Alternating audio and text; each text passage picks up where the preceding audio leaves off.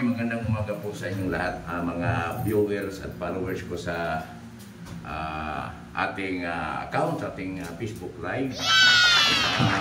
Dito po tayo sa bahay ni Ma'am Anisa at ni Neil, kanyang anak, dito po sa pagawaan ng suka. Wow naman!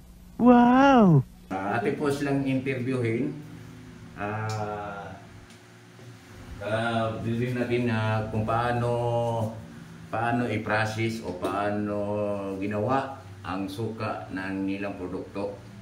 So guys, ating interviewin ang kanilang may-ari dito, isang anak mo Apo?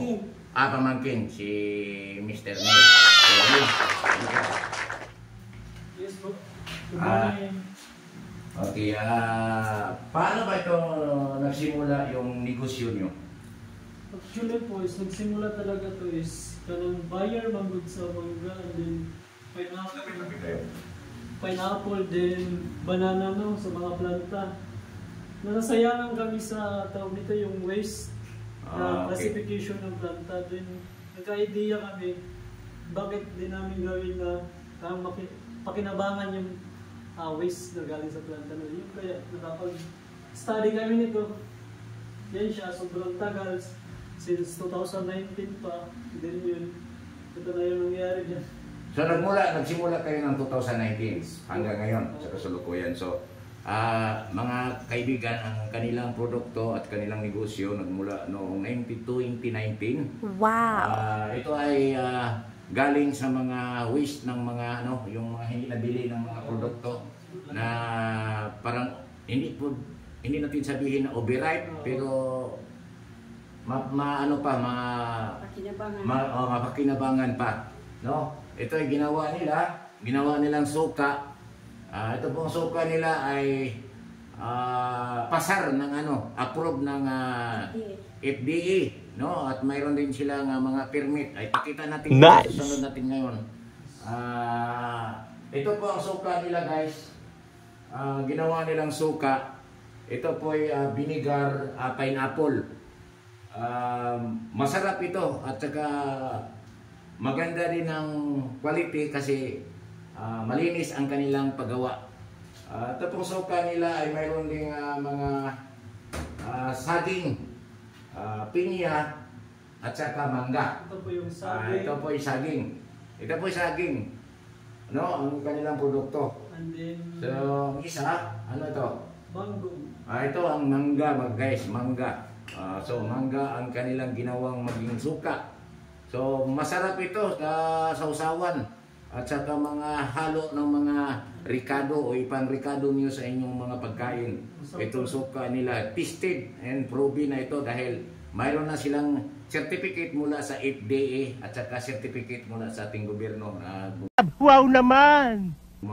Kumuha sila. So ito guys, marami pang pa ito.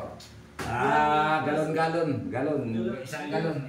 Yung classic na, for example, is customer namin is ayaw nila ng mga spicy, may mga lamas. Ito classic.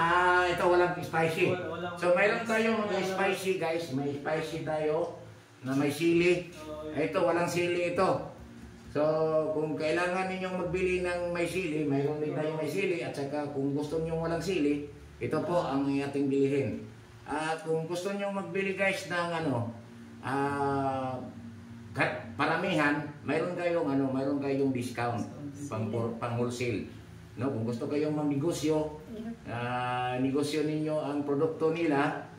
So pwede kayo pwede kayo tumawag. Mayroon tayong cell number na ilagay natin sa baba. Ayun, tingnan ninyo yung number natin, yung kanilang number. Pwede ninyo silang tawagan at pwede kayong follow sa page din. May page din sila, mga lods. May page din sila sa sukan, Anisa Binigar. Anisa Binigar. So ito, may page din sila sa social media, no? Yun lang. Tawagan niyo sila, may ilagay kong cell number sa baba.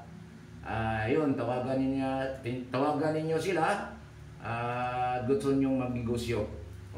Maganda itong negosyo natin kaya hindi ito mapanis. No? Kahit ilang buwan pa natin i-stock, o hindi kayo malulugi. Oh my God! Wow! Kaya po sa inyo din ang mga certificate nila sa pag-approve ng ating sa kanilang paggawa, no? Ang pagbigay ng gobyerno sa kanila. May sila. So ito po guys ang ating ang produkto, ilapit natin. Yan, may galon tayo. Ito yung galon natin. And then may senior na lapad, 320 ml. Then may long neck po tayo.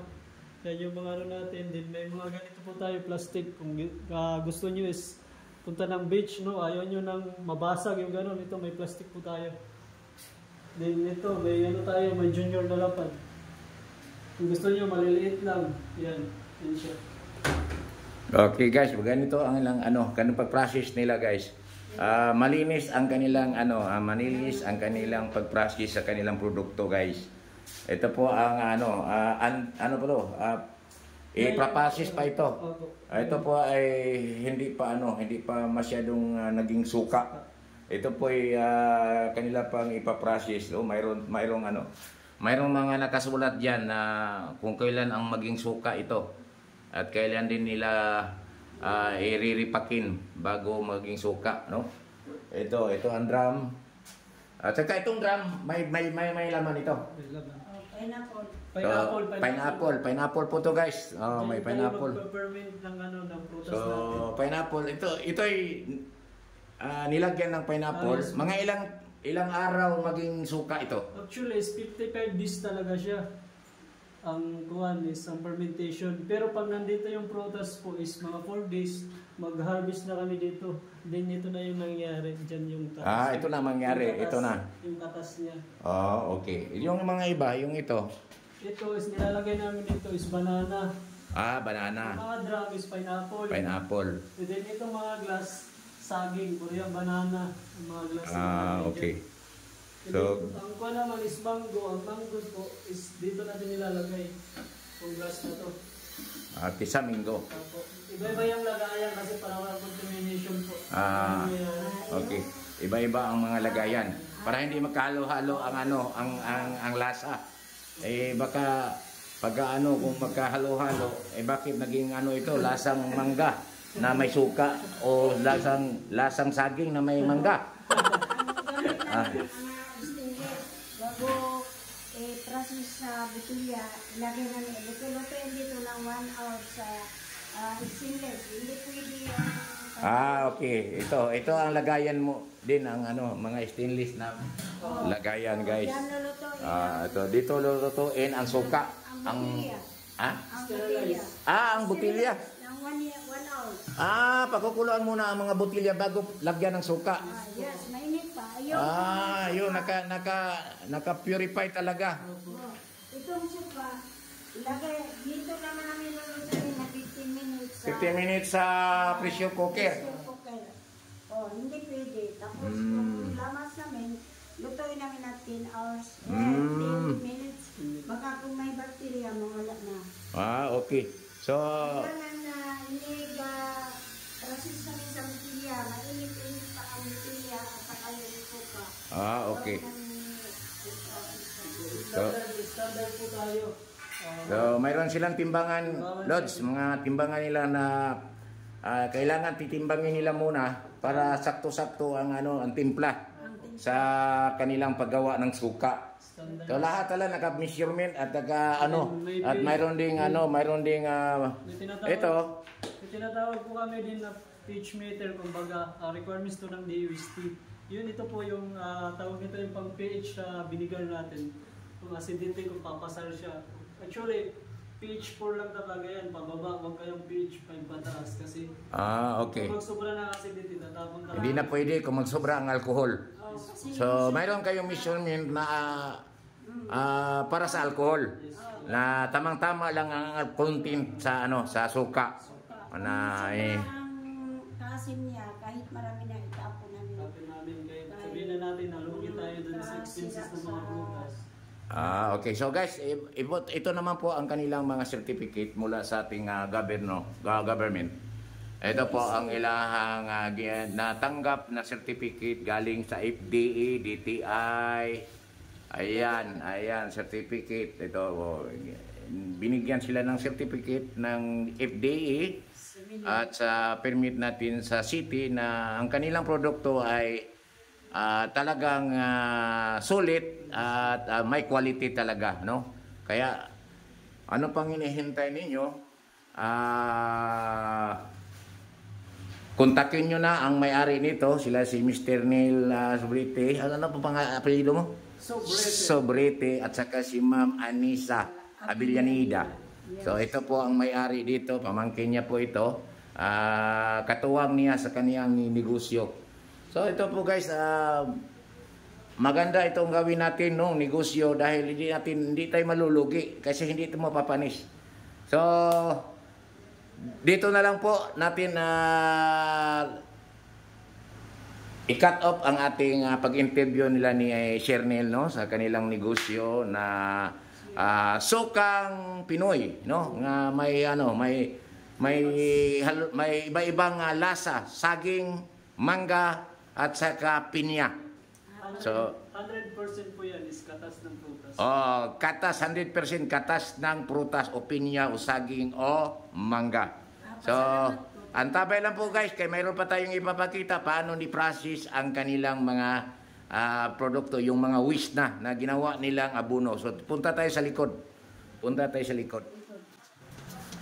So tingnan natin yung mga ginawa nilang yung mga wish nila guys na ginawa din nila ng abono. So dito tayo sa likod. So ito po ang mga malinis guys ang kanilang mga surrounding. So ito guys ang mga wish nila. Ito ang wish nila na ginawa nilang abono. Yung mga panit, no, yung balat ng prutas, nalalata man yon. Kaya ginawa nila guys, inilibing nila sa lupa, no? Inilibing nila. So ginawa nilang abono. Ito naging abono na ito kasi matagal na ito nilang inilibing ang mga balat ng prutas. Balat ng mangga, balat ng pinya at balat ng saging. Ito ay lata na po, wala nang balat ito, wala na, hindi na makikita. Oh, guys, kita nyo? Oh, mayroon pang mga liso guys sa mga minggo, sa mga mangga na hindi may malalata yung malalanta. Oh. So guys, ito po ang mga kuha na nila finished product na mayroon ng abono. Yung lupang mayroon ng abono, tinaniman nila ng sili. Ito guys, oh, ito may sili na ito. Kaya walang na wish o walang na sayang sa kanilang mga nagawa nilang produkto kasi ang wish ng kanilang ginawang suka ay ginawa nilang abono. So ganito guys ang kuan. Tapos yung mga sili na kailanganin nila sa kanilang produktong suka. Oh, nagtatanim sila dahil mahal ang sili ngayon, tag 500 ang kilo. Kaya ang ginawa nila guys, nagbili sila ng seed sa sili. Din ito yung luya namin. No? Oh, itong luya, ahos, yung bawang. Oh, luya din ito. Paano namin yan? Papakatawag nito yung seedling. Seedling. Ay, okay. Pagkakuha na yan. Luya din po. Yan, may mga yan, abono. Okay guys. Oh, ito po. Yan, hindi nilang tinatanim, ilalagay na lang diyan. Patubuin muna. Then transfer dito sa mga okay. Magano na siya. So ito guys, maganda yung mga tanim nila kasi may abono ito, malulusog. Kaya guys, ito marami silang tinanim. Hindi kayo pumili ng tanim. Kung baka gusto ninyong magbili ng ng lupa na yung mga garden soil. Naging garden soil ito guys, ang kanilang produkto na yung mga waste na mga balat ng prutas. No, ginawa nilang abono. So, available din sila. Pwede sila makapagbenta dito. Mura lang. Mura lang ang kanilang Bulak namin, sampul ang laki-laki. Ito ang mga bulak nila. Ito nilagyan nila ng abono sa kanilang mga ginawang abono dito sa likod. Ito guys. So malulusog talaga ang mga tanim nila, mga ginawa nilang abono. Ito namin inilagay ang saging at sa mangga na babalatan namin. Tapos bago namin balatan ng mangga at saging, Ugasan namin ng baking soda. Yun. Ugasan ninyo muna yung yung prutas na Lagyan ng baking soda. lagyan ng baking soda. Bago panitan. Bago balatan. Bago balatan. So Kung may bakterya, wala na. okay guys, so ito na po ang ang ating napakita sa inyo sa kung ano ang gusto ninyo, kung gusto ninyong magnegosyo. Tingnan niyo na lang ang nilagay ko ng mga yung number nila. Pwede niyo sila matawagan anytime kung magtransact kayo ng business kanila. Kayo na po ang mag-uusap kung kaya magkano o ilan ang porsyento o ilan ang discount na ibinigay nila sa inyo. So basta mura lang, affordable, sellable ang kanilang produkto. So magandang umaga po sa inyong lahat. Dito na po tayo, hanggang dito lang po tayo at mabuhay tayong lahat. Pasalamat ako kay Magpasalamat ka pa. Sige, magpasalamat po si Nanay. Magandang umaga sa lahat. Magpapasalamat ako sa mahal naming kapitan, si Engineer Servasio at sa mga kagawad niya sumusuporta sa production dito